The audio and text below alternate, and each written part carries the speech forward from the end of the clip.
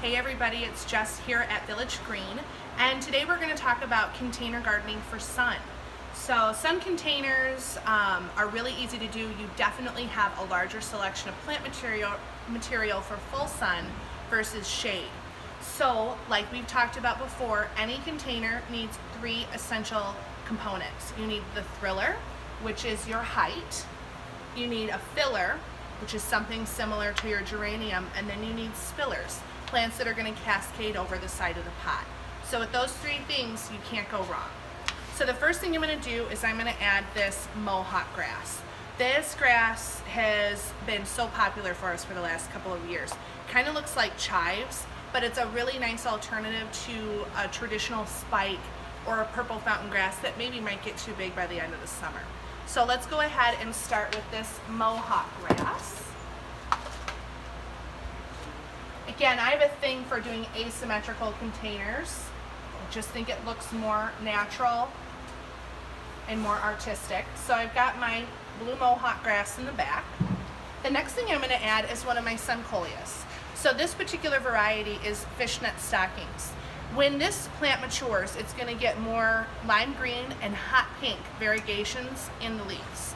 So this will work really well with the color palette that I'm choosing here.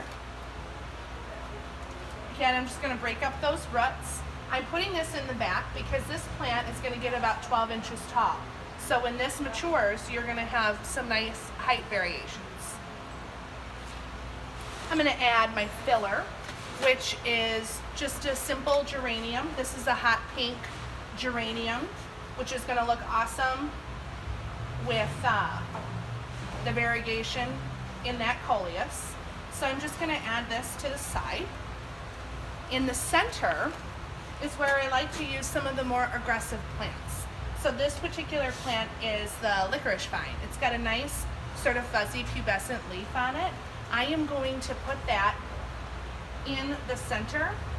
That way when this matures, it's going to kind of cascade throughout the whole pot.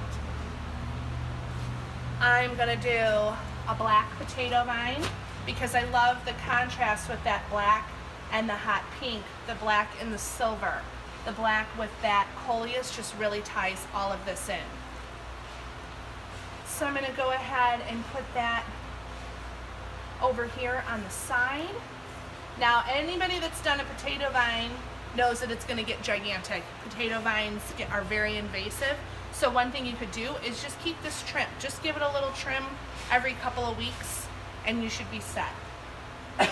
Excuse me. Lastly, just to add a little dainty flower, I'm using this Euphorbia Diamond Frost. So as this matures, it makes a nice mounding plant with these dainty little white flowers. Just really ties this whole planter together. So I'm just going to add some more soil. You want to make sure to give this a nice drink.